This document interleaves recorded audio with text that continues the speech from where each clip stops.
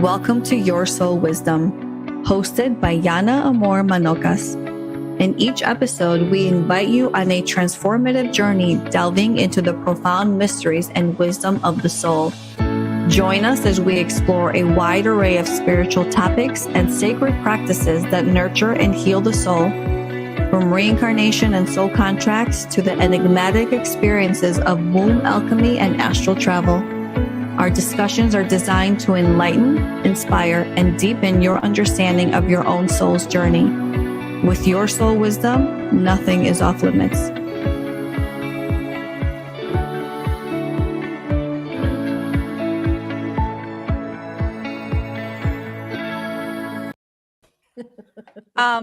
To everybody watching and listening, one of these days we will actually make it live right on the dot. We won't be late. The cat. Okay. Everybody, welcome to another episode of Your Soul Wisdom. Today we have the beautiful and magical and mystical, and I don't even have enough words for you, Solreta. Thank you for joining us. It is such a pleasure. Thank you so much for having me. I'm so happy to be back with all you beautiful girls and your gorgeous audience as well. Listen, I heard orgy. I heard and she's stuck on that now. That's what came out. That's what I heard, Kylie. Not my mind. I haven't finished my first coffee yet. I have a tea waiting to follow up. Okay, so if anybody hasn't caught Solreta's other episodes, we talked about, first of all, your beautiful gifts. Okay, so everybody go to solreta.com, SOLRETA.com, and get all her beautiful offerings and information on Solreta. But on the first episode, we talked about what you do. Your second episode, we talked about this beautiful hypnosis session you had, which was very magical, and the starseeds and just everything about it was just amazing. And today we want to dive more into correct me if I'm wrong, but your whole life, you've been visited by ETs in your bedroom at night and different kind of stuff. I really want to dive into that because I've never, I'm like on the complete other side of the scale where I'm like, only in my fantasy has that ever happened to me, and not even there. Yeah. So what is that experience like? Well, I guess for me, I haven't had a different experience growing up, different to that. So for me, it's kind of normal. But I also knew as a young child going to kinder and going to early primary school that it wasn't something necessarily that other kids were experiencing. So I knew it wasn't something that I wanted to talk about out loud. And I was lucky to have a team of guides that, said, maybe don't talk about this sort of stuff, with the other kids. And a lot of the time, I was quite fearful as a child because I'm having these interactions. I'm meant to be going to sleep at night and I'm laying there wide awake looking at all these things in my room, whether it was like orbs or geometries or, just beings that would sometimes appear. And my sister and I would talk about, there was a cupboard, an old antique cupboard that was outside in the hallway of our bedroom, like just where you could kind of peer it from the door. And we both would talk about things that would come out of this hallway, this cupboard at nighttime. Bear with me, I'm still waking up a little. So we would be in there going, oh my gosh, and you just would want cupboard doors and things closed. Later come around to find as an adult that these are all quite common things with experiences, that we have a fear of cupboard doors being left open because we sometimes will have interdimensional beings or things come through portals. So yeah, there's just all these common links that you end up hearing about. So the earliest memories I have are probably around age 4 with visitation. And so I have had regressions around it as well. But even before that, there was flashes. So, when you go through an experience and you might not be able to remember from A to Z in terms of the exact magnitude of what happened, but you'll have foggy, blurry bits. So sometimes having a hypnotic regression helps you to recall more detail, or to even on a soul level to dive in deeper and find out what the reasons behind the visitation were. So around sort of 4 or 5 years old, I remember being in bed and having these tall beings stand over me, looking kind of ant-like. And I think we may have touched on it in the other show. I'm not sure. So I could be repeating a little bit, but it was only last year that I got to travel to Monument Valley, Navajo Nation, and to connect with, because my grandfather's part Navajo. And interestingly, in the Native American culture, they talk about being saved or rescued by ant beings and taken underground in times of floods. They refer to some of the ant beings as the Anasazi. And what's really interesting is when you look at, there's a photo of my grandfather and I, and in the background is the exact sort of looking being that I describe in one of the hypnotic regressions. And I didn't even link 2 and 2 together. One of my friends that was there when I had the hypnosis was debriefing with him after. And I think it was just 2 hours after, he pointed out, he's like, in that photo is the exact being that you're describing in the hypnosis session. So big almond-shaped eyes, long kind of like narrow nose. So in my experiences, I didn't remember as much as the child. I just remembered the face, and I remember this tall kind of like figure, over the top of me. But in the hypnosis, it was that they were actually helping me to keep in touch with my gifts. So what we see sometimes with children that are going through these sorts of experiences, or they talk about, in my dream, I like visited the fairies and I went to fairy school. It's quite common across the world. And Mary Rodwell, who's a beautiful researcher and hypnotherapist who I've also had regressions with, she finds that, children all over the world talk about going to fairy school at night, or talk about going on to UFOs and having lessons. So I would be having lessons in physics, lessons in psychic development, lessons in telepathy, telekinesis, all different sort of array of lessons. But what I learned from more the ant being side of things is to be heart-centered and to really be able to, I guess, connect with nature, connect with animals, connect with our planet in a certain way. And I'm still kind of like unraveling a lot of that, especially with finding out about my family origin connection with the Native American side of it. I always, as a child, would say to my parents, I felt really strongly connected to that. And I always said I felt like my grandfather was from there. And then always say, no, no, no. And it's only in the last year, with me going over there too, that we found out like all this family history and connection, and a secret relative that I'd always said I felt like there was someone else. And we found out my dad had a brother 10 years older. So there's a lot of like things that I always felt coming to the surface. And it was only a couple of weeks ago that they even discovered more handwritten notes from another relative talking about another Native American connection in the family too. So what I've noticed is, for all the beautiful clients that I read for, sometimes there's certain things that will come up on an ET level. And I'll just grab this. And some of you girls have experienced this. I know I've done this for Rachel and for Lauren as well in their readings. I've got this little pie chart that I've made that just has various different starseed places in the Andromedan galaxy, as well as you might see Lemuria or things like Atlantis on there, because it's really kind of talking about some of the places that the beautiful souls that are walking this ascension path and walking the starseed side of things will have experienced. So if we're looking at us being souls coming to different places, and then we come into the earth realm, quite often we've got a lot of soul experience coming in. And so certain children and even certain adults will have memories or have sort of a feeling of being drawn, whether it's like a vision of a blue star, and then like you hear the name and you're like, something just feels like home about this. So anyway, I could go on and on. But yeah, I just find there's a link between what I experienced as a child to a lot of information and a lot of things that I'm seeing with my clients. There's a lot of commonalities. So I think a lot of us are hybrids living more in the human side of things. And I think there's certain percentages of DNA that have more ET hybrid influences. So a lot of the native culture talk about being visited by the stars. Yeah.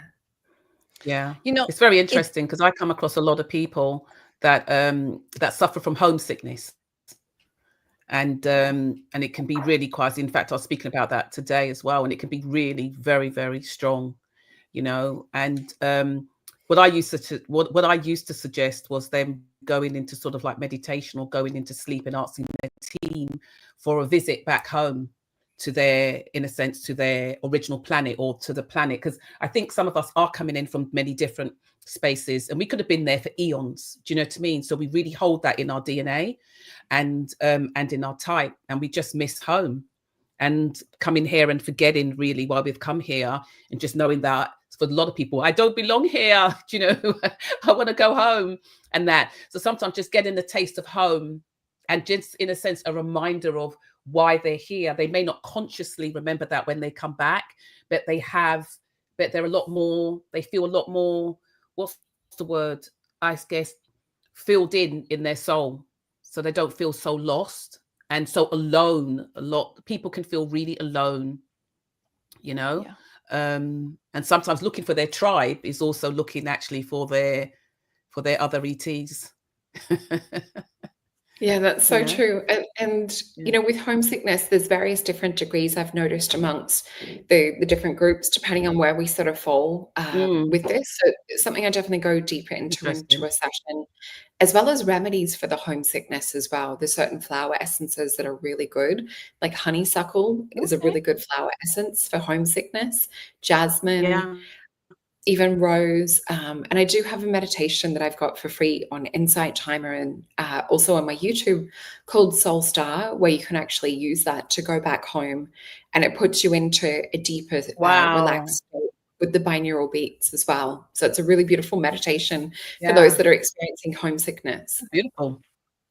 And that will, in the soul contract world, that's the 8th frequency. Right. And so a lot of people with that 8 frequency, that feeling alone in a crowded room next to everyone that they may love, they just feel this alone feeling, like I belong, but I really don't belong kind of energy. And interestingly enough, it was pizza day in my daughter's school today. And she's got all these friends. My daughter, Olivia's, it was pizza day at Olivia's school. And so I volunteered. Pizza. I volunteered to go serve the fruit and the pizza, whatever. And this was the first time I saw all her friends were sitting at a table, and she was sitting by herself across from a teacher. And I didn't say anything because I don't want to point it out to her. And she's a soul destiny 8-8. So she is like everything that you're talking about, Solreta, what we've talked about, that is who she is. She's that beautiful little starseed. And I'm seeing her by herself, sitting there just comfortable, being alone and eating with herself, whatever. And I'm thinking, it kind of broke my heart, because on a human 3D level, all her friends were right here and she was right here. But I very much understood, okay, I have to nurture this inside of her. I also felt it as a child. I also have that same frequency. And so it was just one of those where I was like, okay, I see that it's happening. It's already happening. And you have to nurture that as a parent. It's like the toughest thing to see your child, even though in her world, she was totally fine, but it just broke me inside. But I want to go back to how you mentioned, like, it seems and it sounds like these visitations that you had were beautiful. But you also hear a lot of people who had complete different experiences. And so one of my friend's brothers, they grew up in Wisconsin, like in the middle of cornfield, you know, very like small town. And one day he was coming home from school. Well, it was like 3:30, and he's walking through the cornfields. And next thing he remembers is kind of waking up in what he referred to as a spaceship. He felt like he was paralyzed. There were these beings like over him, kind of working on him. And I don't remember the details, so I don't want to like misquote him. Then he said, the next thing he remembers after that, he wakes up. He's still in that same spot of that cornfield. It's night. Now he's been missing all afternoon. And he never told anybody, because he's like, no one's going to believe you when you say that. Well, fast forward years later, he would get these frequent visitations in his home where he'd like fall asleep on the couch, and like he would be woken up, not being able to move. And these beings are examining him. Same thing. And then when he went to his dentist and had an x-ray of his mouth, they found this little chip in the middle of his gum, like above his teeth in the middle of his gum. And they're like, there's no human explanation to how this chip would be there. So he associated, and again, I don't know if he remembers that they were the ones that put the chip in there, but for him, it was almost a traumatic experience where he moved his family to different states because he's like, I don't want to be in this place where this happened, but they follow him. Yeah. And so he can't tell people because he's like, people think you're crazy. And that is a completely different experience from the one that you've had. Yeah, so there is a multitude of experiences. There was a survey taken, Ray Hernandez, who does, I'm trying to think of the name of the foundation. I think it's called FREE. It stands for something, but I forget the acronym meaning. But after all of the people that were surveyed that had ET experiences, and I also did the survey as well. This was years and years ago, maybe 10 years ago. So they found out that majority of percentage, like 80% of people, were actually of a positive experience. Very different to like what you hear with Hollywood movies and like the dramatization of things, but there are negative experiences out there. And I think when you're going through it, so as a child, you know, I was still really scared of a lot of the things that were happening because we don't have, you know, a parent there a lot of the time to be able to say, hey, this is actually normal. It's like within the family. It's maybe happened to other people, but a lot of people do keep, you know, zipped about it. And so I remember we would always drive to the country on long weekends to go visit family relatives. And there was this certain highway that I was always really scared driving along at night. And I'd be in the car and I would have this sensation of this feeling of, oh, they can still get me, or I can still get pulled out of the car. And for a child that is terrified of any horror or any kind of, you know, movie that's even slightly scary, maybe The Labyrinth was probably like what I could tolerate back then, or The Never-Ending Story. You know, that would have been the height of scary movies for me back then. But I later find out, you know, in my, I think it was maybe 30s, that highway was named the UFO highway because a lot of people had abduction experiences along there.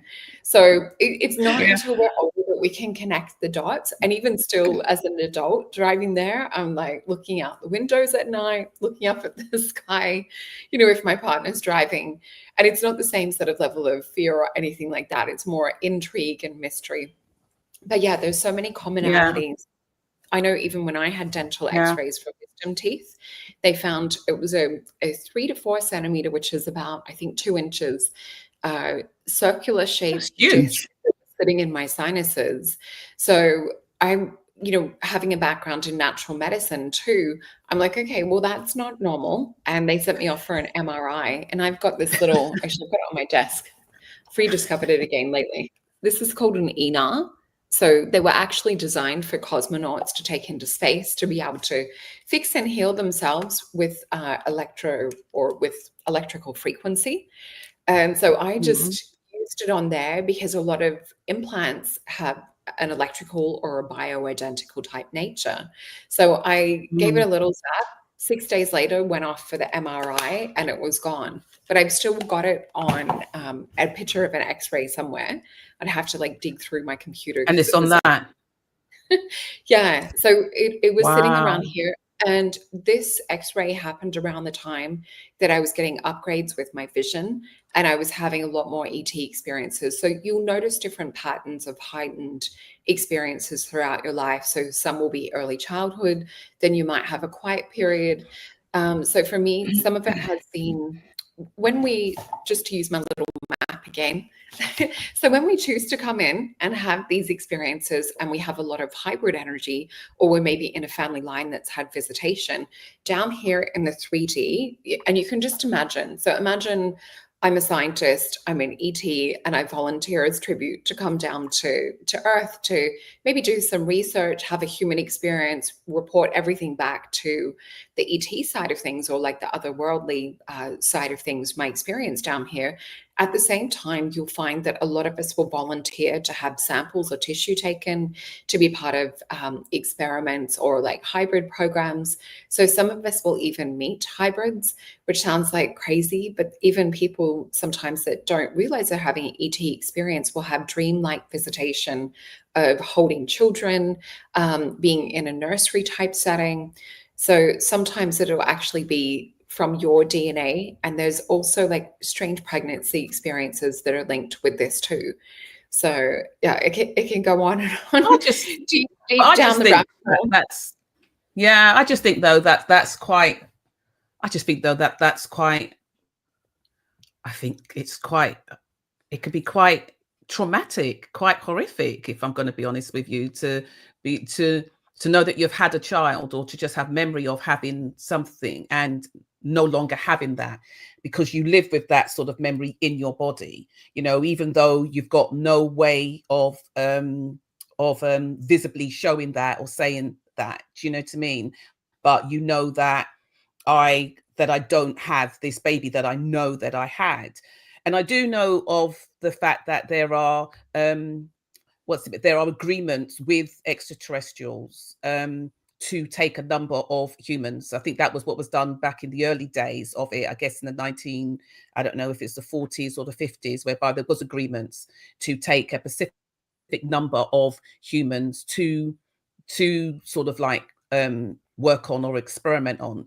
And in exchange for that, we were supposed to have been given technology.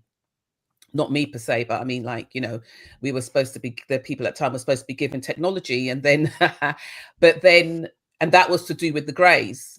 And then, but they kind of reneged on that deal and were taking a lot more people than they were humans than was agreed.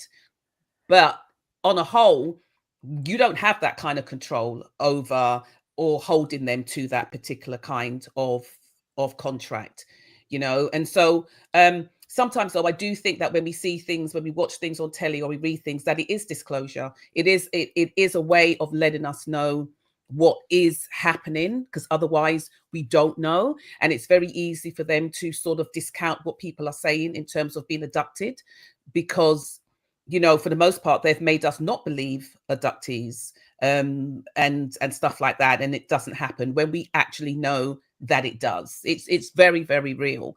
But I think even when they sort of take you to, like the story that Yana spoke about, and you're waking up on that table and you're seeing these beings looking down on you, as she was saying it, I'm kind of thinking inside myself, no, with all the technology you've got, don't make me wake up.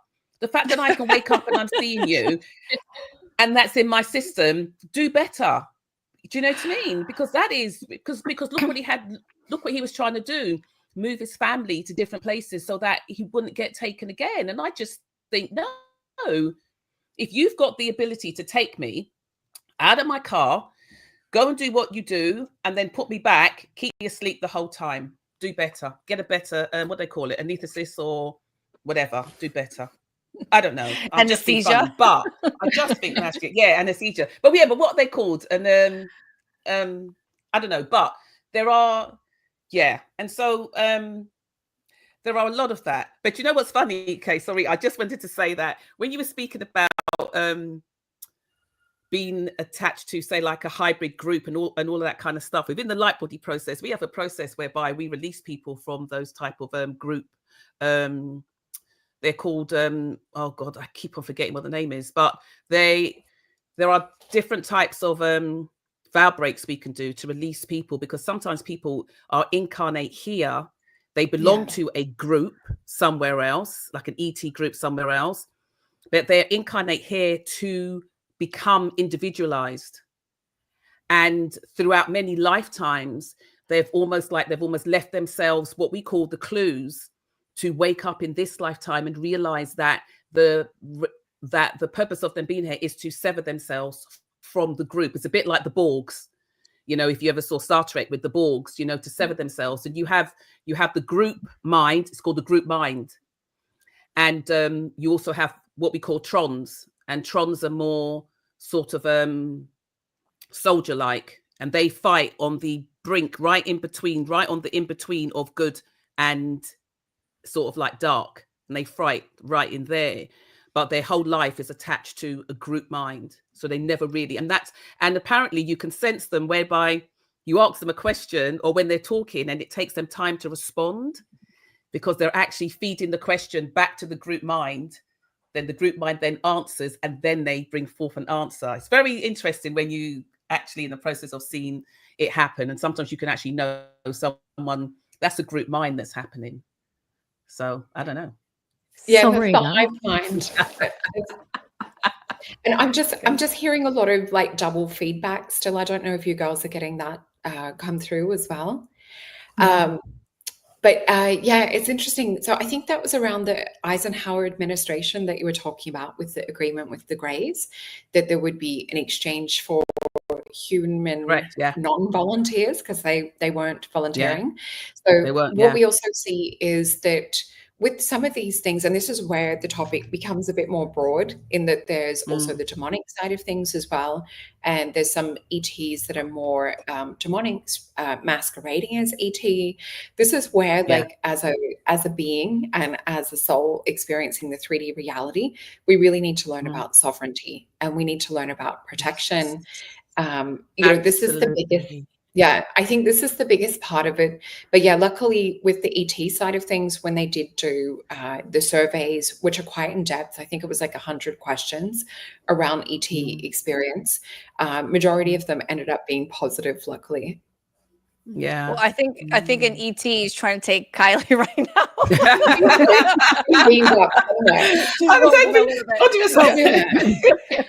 Solreta, when you were coming on and I was thinking about it this morning, I was originally thinking about what an amazing experience it would be just with your gift of being able to see people's auras. And you said to me in your session that you'd had this gift your whole life.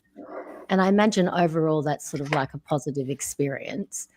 I'm sort of interested, like, I feel like I have to get multiple questions in here. So it sort of goes like this.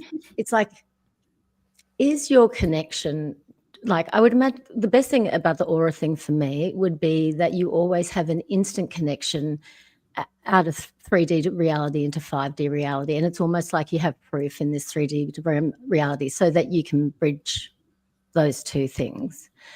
It's sort of like, do you think your openness is one of the things that has sort of caused you to have this experience? Or do you think because you were destined to have all of these experiences, you are so open, that sort of chicken and the egg thing?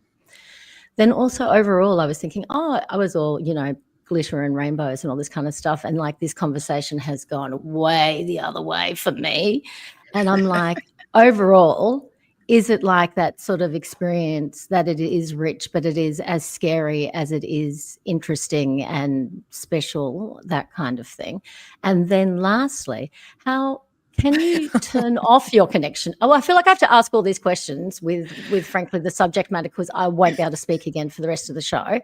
And can you turn this on and off? Do you know what I mean? Can you actually say, I can't do this today. I just have to be a mother. I need to cook dinner and I just need to have a sleep like a normal person, that kind of thing. Yeah. There you go. I'm sorry if you can't remember all of them, but there you go. I'll try and remember it and do my best. But yeah, great questions. Thank you, Rachel. So yes, and I'm sorry about it, but it's the nature of this show, especially with you, that I know that that's it for me now. I'm tapping out for the rest of it. Well, yeah, I guess going back to childhood, it wasn't something I could switch off. And I knew just through, interacting with other children that they weren't necessarily seeing or experiencing auras. But what I sort of saw was, like, if I sort of look back on childhood now, I'm so happy that it didn't close down. And if we look at all children, all souls, we're born with these spiritual gifts. So it's actually quite normal to see auras up until about age 2, 3. And then a lot of the time children are told it's your imagination, or they'll be dreaming, communicating with other beings, and it's easily shut down. And so they learn, okay, that's not something we can talk about down here in this realm. Mm-hmm. So a lot of the time the growth is stunted. Whereas if you can keep children awake up until about 7 years old and still experiencing or allowing them to speak about their spiritual or dream experiences, they don't sort of close those gifts and those psychic faculties down.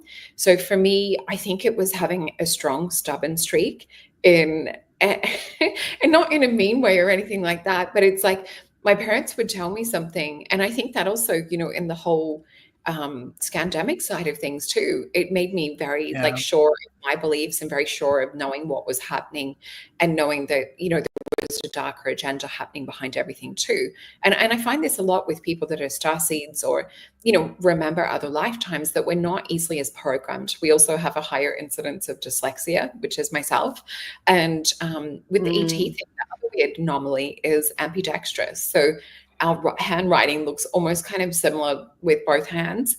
So there's like weird, strange synchronicities. But for me, when I learned to turn it off, was when I was pregnant with my first daughter. So around 19 was when I learned to be able to turn it off. And I felt like I had to go into sort of like a shelter, closed down protective mode, because, you know, when you're walking around like an antenna and you're getting all these psychic pings all day, or you're getting like a multitude of experiences, or like different beings, or you're, you know, meeting people, and you're not just sort of receiving information on a voice, you know, auditory communication level, like you're seeing the colors around them, you're experiencing being in their field, and you're feeling all of their emotion and empathy, and, you know, everything's sort of like super heightened.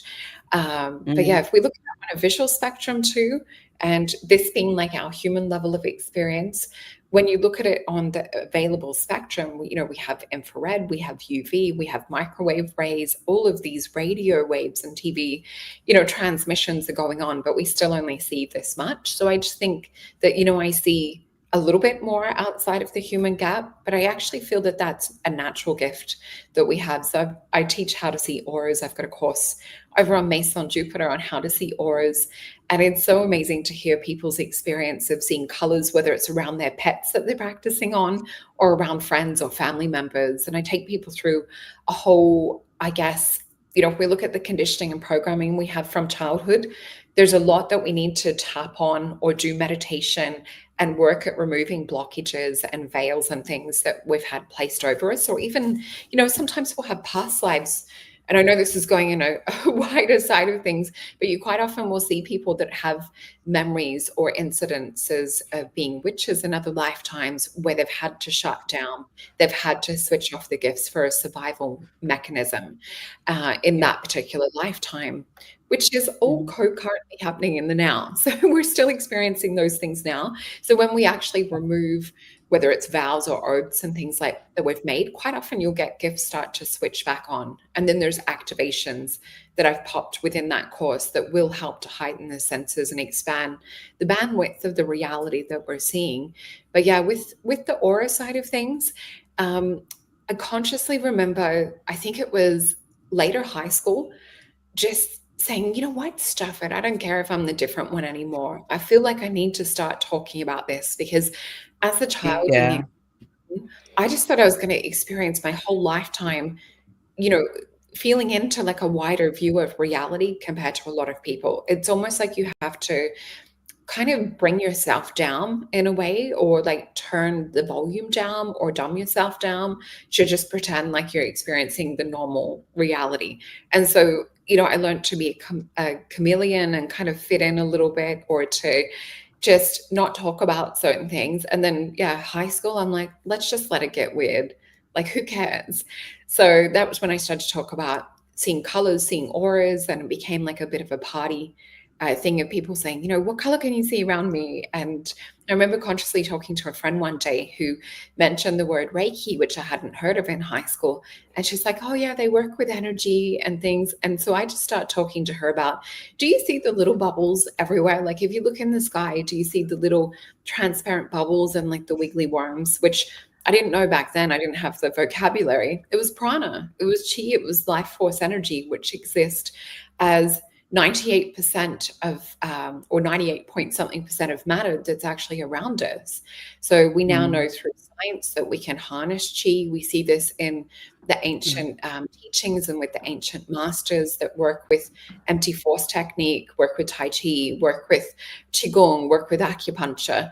So I really think that science is so slow in catching up to something that's natural, but a lot of the ancient masters, you know, have written so many books on it.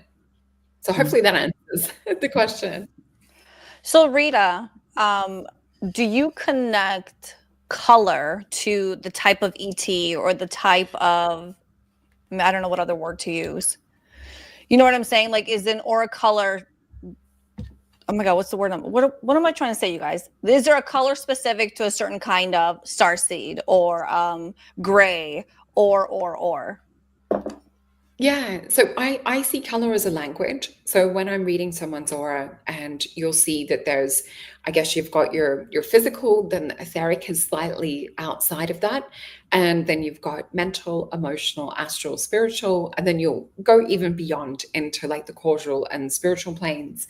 But depending on where placements are of different colors within the aura, and sometimes it's like tuning. So I might see pink in a lot of people's auras, but then there'll be a different overtone or frequency or a different softness, or whether it's like a mist of pink or a sparkling of pink.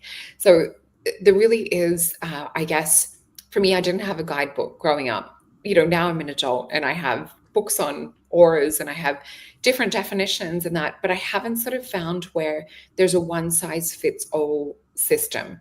And so that's why I wrote my How to See Auras course, because I'm coming from an experience of having to work out the translation, having to work out, the placement side of things. And I just wanted to keep it as pure as the gift that I came through with as well.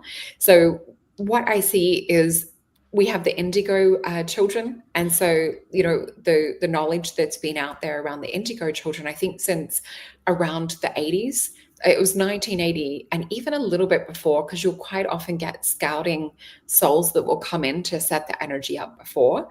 And so just to set the tone for an indigo children is someone that's more like a spiritual warrior. They can be a little bit of a stubborn badass when it comes to, not budging on the belief system around just knowing I guess their truth and their soul mission. But yeah, they quite often will have experiences of telepathy or different soul gifts, or just sort of like a sense of knowing and empathy. But yeah, they tend to have a little bit of an indigo tinge in the aura. Then later on, we heard about the crystal children and the rainbow children. Yeah. And so the crystal children have more of a crystalline structure in the aura. The rainbow children, one of my girls, actually, my middle daughter, has more of like a soft, opaque, rainbow opalescent type aura. And to me, that usually represents souls that are coming in from like even higher dimensions than our Andromeda galaxy. So she's coming from much, much further away. And I won't say her name publicly, but like her name literally means from the bright world. And so that's the soul frequency and energy she's bringing through, and her gifts into our realm, into our world. So yeah, but you will see Blue Soul Group too, which is made up of Pleiadian, Syrian, Lyran, inner earth being in the Elvish realms. So yeah, it's so hard. It's really such like an individual basis, but sometimes you will see people that gravitate towards like the pinks and the golds might have like more of a Pleiadian aspect, or even like the blue. And then sometimes you might have like with the people that connect with the mantis energy, which some of the beings visitations from. There's some of the beings that also work with the hybrid nursery type energy too. You might see golds or greens and things associated with them. So yeah, I guess there would be another survey needed to really find out like what the majority is. But I know in my past questions, when we go back to like the, I guess, what you guys were saying before about like the science side of things, and maybe like, some people don't want to have eggs or sperm and things harvested, or body parts for some of these programs. And that what I see with the people that have the mantis energy come up within here is, if I was to survey them, I would say about probably 70 to 80% have had things happen like within the family. I find the incidence of twins within that bloodline of people that have hybrid energy tends to be quite high. So like my mom is a twin, and so many of my clients that have had that come up in a session will have twins in the family, and quite a lot of them have actually had a twin that's passed in utero, that they were actually coming into this realm. It gives me goosebumps talking about it. The other flip side of things is the other people that have that mantis energy that don't have children in this realm will sometimes go towards jobs that are centered around looking after hybrid children, or children that are starseeds coming in with gifts. So we see pediatricians, gynecologists. The one that threw me was the speech pathologist, because I couldn't put my finger on why would we have so many speech pathologists that talk about having hybrid children come in, or they don't talk about it, but I see it in a session really clearly. And they're like, I haven't told anyone that. But what I found was when I started listening to the telepathy podcast, I think it was last year, and they talk about speech pathologists communicating telepathically with some of these children. And so I'm like, that makes sense now why I've always seen speech pathologists work with these beautiful hybrid souls. So I think we're gathering all of the data now. We're more able to look at it from a holistic perspective. And these beautiful kids are here to really help us also strengthen, our gifts and to switch them back on. Yeah. Wow. I got a lot to say. Go on, Jan. Well, I'm trying Do you know what I was going to like say when you? Okay, so when you speak about the speech pathologist, do you mean like a speech therapist? Yeah. So it's really funny because my middle child, he used to see a speech therapist, and I didn't like her at all. I didn't like her energy. The very first time I met her, I didn't like her energy. I didn't like how she was dealing with it. And it was the first and last time he ever saw her. And he asked me when we left from there, like, will we come back again, mummy? And I just said, we're not going back there. We're not going back to anyone who doesn't think that you don't have, or anybody doesn't have the ability to heal themselves. Because all she kept telling him was that you can never cure a stutter. We just have to teach you how to manage it. And she just kept saying, she kept repeating it and repeating it and repeating it. She must have said it about 5 times, in like a half an hour session. And I just thought, there's not a chance that I can sit down here listening to you say this. So it's really interesting. And I would have said that he is an indigo. Yeah, it sounds like she might not be in the right job.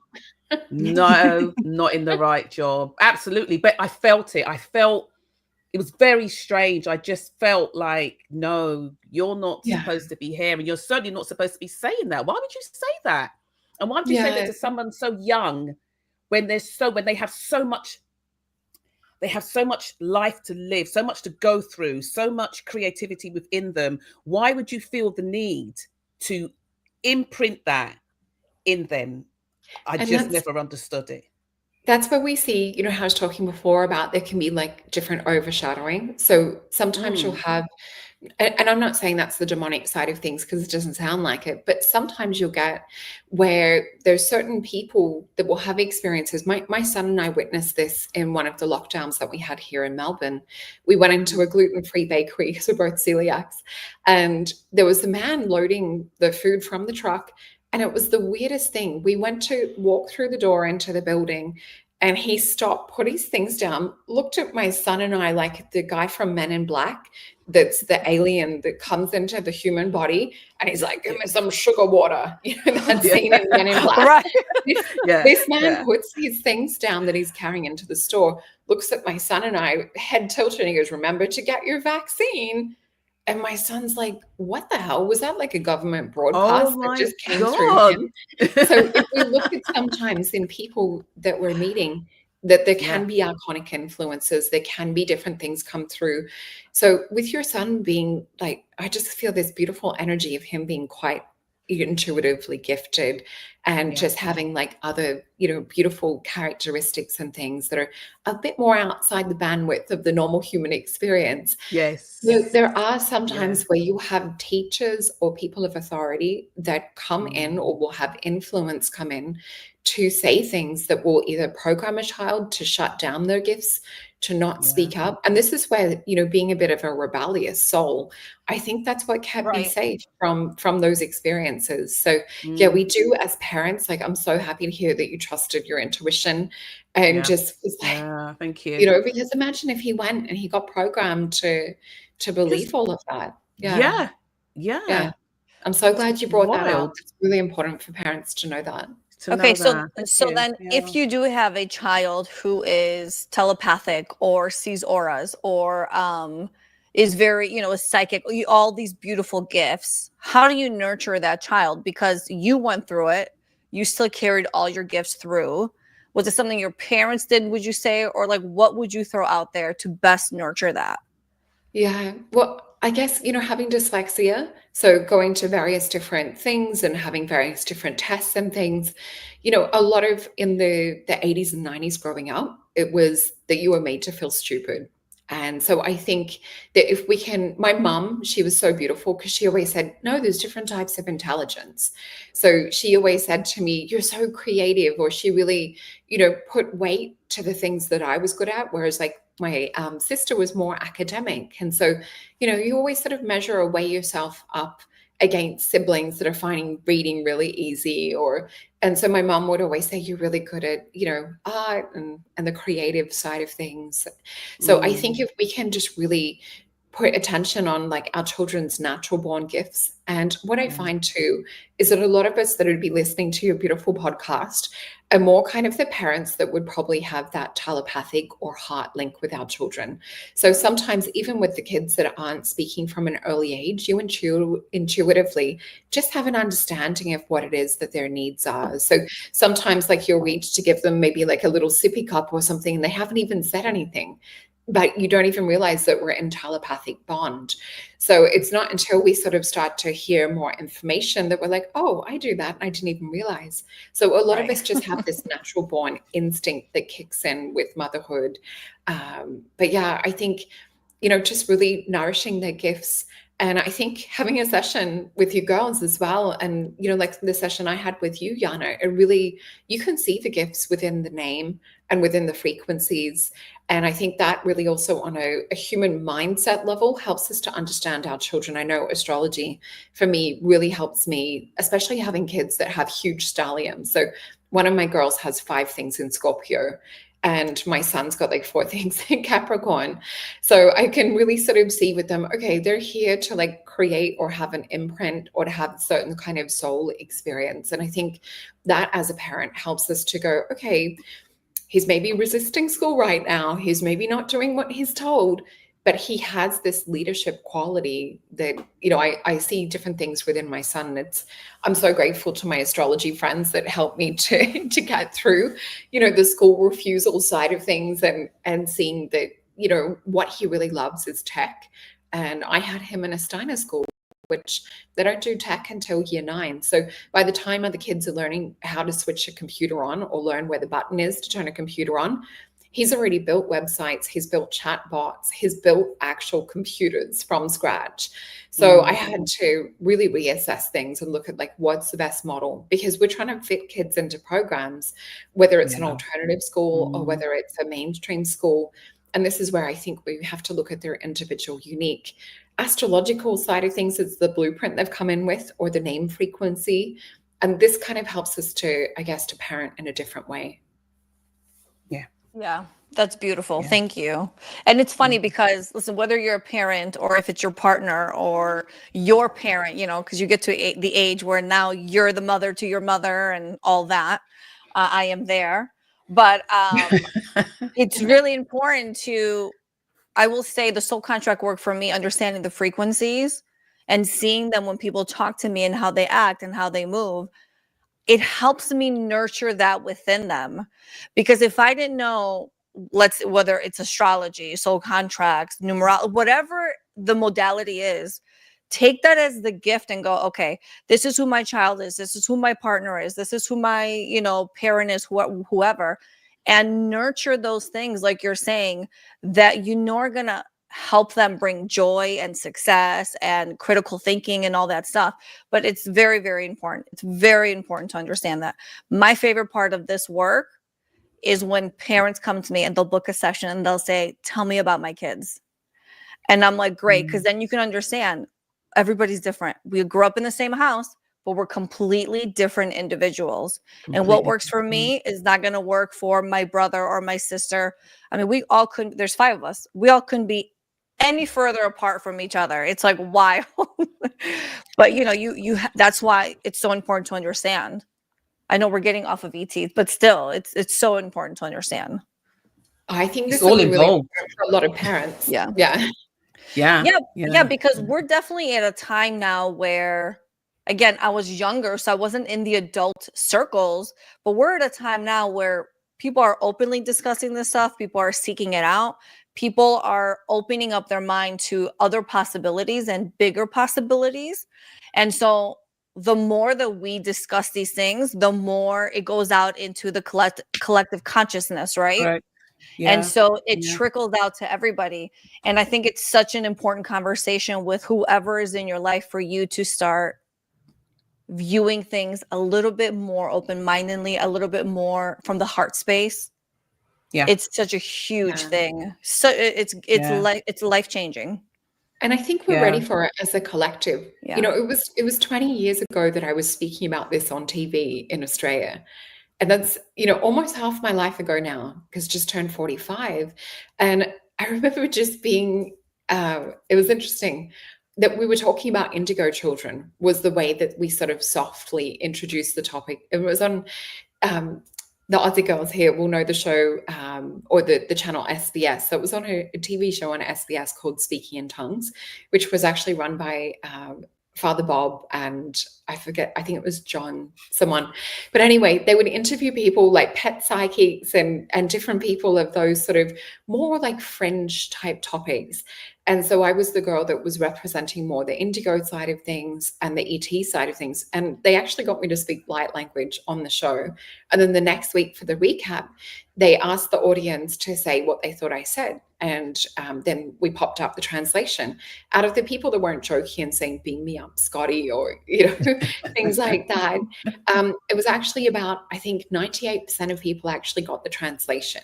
So I think that, you know, for me, this is again, there's so much more that we understand on a soul, subconscious, quantum, intuitional level, but we don't always understand how we can get downloads with our empathy body or with like our feelings and emotion, and that's translatable. So I think we're all starting to understand and open up a lot more, and it's with meditation and breath work and techniques like that that are expanding us back to what we're supposed to be as a human. You know, I think we've just been so conditioned and programmed from a lot of the industries and a lot of school and conditioning that's come through. So yeah, I'm so excited to see like where are we going to be in the next 20 years? Because I feel like we're not going back. We're not going to be shoved back and dumbed down even deeper. We're just seeing more and more people wake up to this. So it's hard in other ways to see children and what they're going through compared to the childhood we grew up with. But at the same time, some of these spirits are so rebellious that if we can as parents do that, it's going to be an amazing journey. Yeah, because some of them came here obviously to anchor and some of them came to activate, you know, certain frequencies. I remember with my kids when they were very young, I used to have angel cards at the door. And I've suggested this to quite a lot of people. I'd have angel cards at the door, and before we leave to go to take them out to school and things like that, they would have to take an angel card. And so even though, you know, my kids sometimes they seem like pretty much 3D, I know that somewhere within their body, within their mind, is that memory of that, and it will be familiar at some point in their life. It's something that they will use, a technique or something that they will use, you know, because it is familiar to them. But it'd be fascinating, you know, to have them take a card and some of the words they don't even understand, but then we'd have that discussion of what that means. Yeah. And what you need to sort of bring forth for that day. Yeah. Now, speaking of cards, Solreta, do you want to do a little bit of a card pull to see what kind of message there is for our listeners with whatever the topic is, maybe nurturing ourselves, nurturing people in our lives, and kind of building these gifts? Or however you want to phrase the question. Well, even just like before sitting down to tune in with you girls, I was just getting message for the audience. It was around Lightbody activation. And so I ran a free activation event for my soul tribe the other day.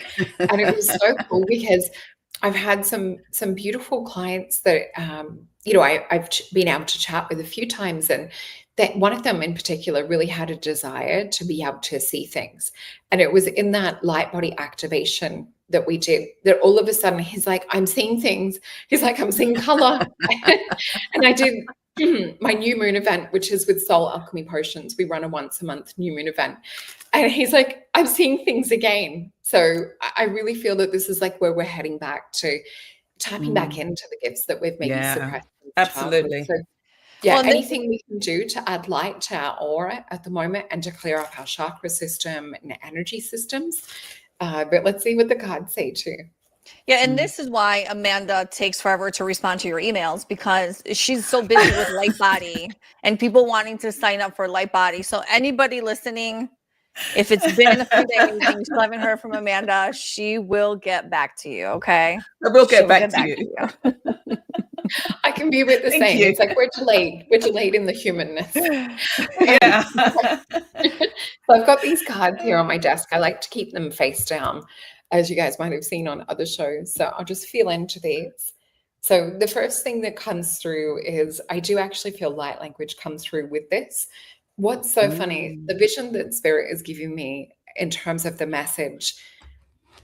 This is so interesting. I don't even know the word for this. You guys might need to help me with this. You know, in the museums where you see there's like a carousel and it's old black and white photos. I know the one I've seen in a museum, it was maybe a man on a horse. And when you spin the carousel of the photos, when it goes faster and picks up speed, you then see what looks like an old-fashioned movie. But it's like if you individually look at it, it's like little screenshots. So hopefully that's translating what Spirit's showing. But they're showing me with this, the information to bring through around that is we're reaching, the word that they're giving me is a higher velocity in terms of like we're picking up speed so that we will see this whole picture, or this will come into motion or come into being. But it's like, up until this point, we've just had like stop kind of photo images of like linking different things. So we're about to come into a time of, they just keep saying higher velocity. Velocity is not usually a word I use in my vocabulary, but I feel like it's like as a comet would sort of fall closer and closer into our realm or dimension, it picks up speed with that weight and I guess coming into our gravity. They're showing it's whatever it is in terms of like agenda or finding out who we truly are, we're picking up that speed or velocity. So I'll just see if there's anything else before we flip them. So yeah, I just keep hearing light language. I'll bring a bit of it through and then I'll translate. Alo sonara talaka na hartakaya. Mihala nara talakaya sonartake. Ya shala nartala kaya naratake yanar. Ya sala narataka la harte. Ya shalanarta koala hartea Sara. Mialanarata koala harnherto so. Ya shalanarata kaala hartea nar. So what I was seeing was various different energy centers through the body, kind of orbing with light and switching back on. And then I saw it was more about like our light bodies activating and waking up to the soul memories of who we are across a multitude of dimensions, and that all echoing into the here and now. So we're on this little bit of a, and with the light language, sometimes it's an activation too. So you might want to go back and close your eyes and listen to that again. Listen to that. And and just like soften into that. So I'll flip these cards over. And the first card we have is the High Priestess. What we're sort of walking through, we still have like a lot of murkiness and a lot of muck down here in the 3D reality to get through. But the main message is remembering that we are divine beings.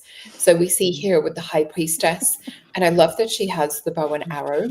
Whenever I see the bow and arrow, it always reminds me of the 8 of Wands card in this deck, where 8 of Wands is a compass that's like spinning out of control.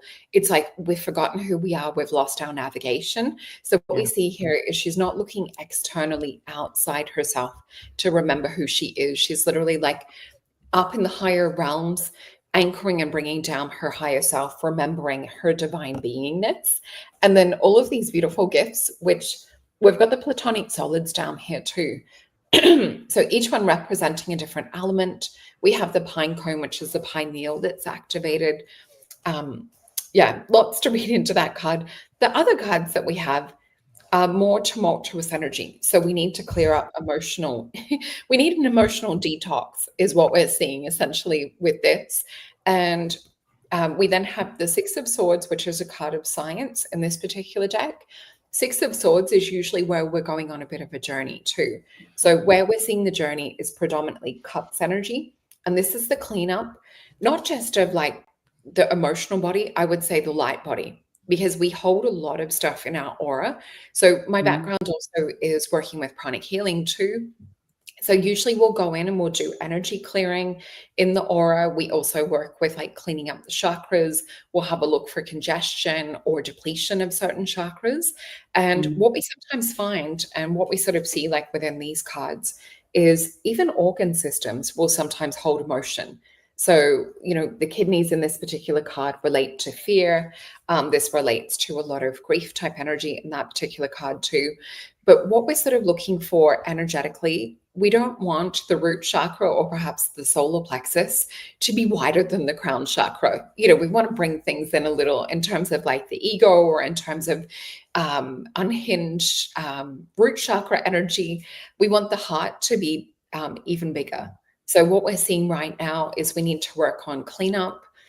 We need to work on activating dormant gifts. So with this 7 of disc, we see it looks almost like a little bit of a nest with eggs in it, and they're not hatched. We haven't been putting the time or attention into really being developing or activating things and codes that are within us as well. So yeah, spirit echoing the same sort of message that I was getting before we tuned in, that we really need to work with cleansing our aura, cleaning up the light body, coming into receptivity.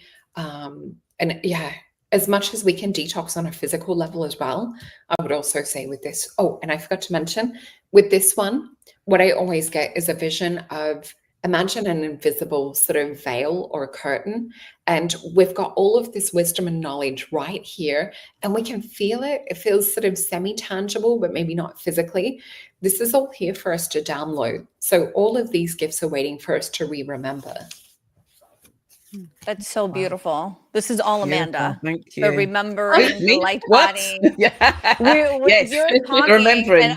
and I'm cracking up. I saw Rachel cracking up because everything you're saying is literally like hearing Amanda's voice and being like, "We're not here to learn. We're here to remember, remember, remember, remember. Light body, light body, light body." It's amazing. It's so beautiful. Thank you. Yeah, thank you. You guys, we have reached the top of the hour. Well, our hour since we started. To get more information on Solreta, links are below, but also go to solreta.com if you're interested in a reading, a healing, a guided meditation session, a light body activation. Want to say hello to Rachel, a guide, oh my gosh, a guided journey meditation, all of that. Just head on over to yoursoulwisdomshow.com. Come join our collective membership. We would love to have you. It's so much fun. It's healing. It's nurturing. It's emotional release. It's cutting ties. It's canceling contracts. It's all this stuff. It's so beautiful. Also, please don't forget to like, subscribe, and share our content. It is the best way to support us. We thank you for allowing us to create this beautiful space, and we hope you have a blessed day. Bye, everybody. Bye, everyone. Thank you, Solreta.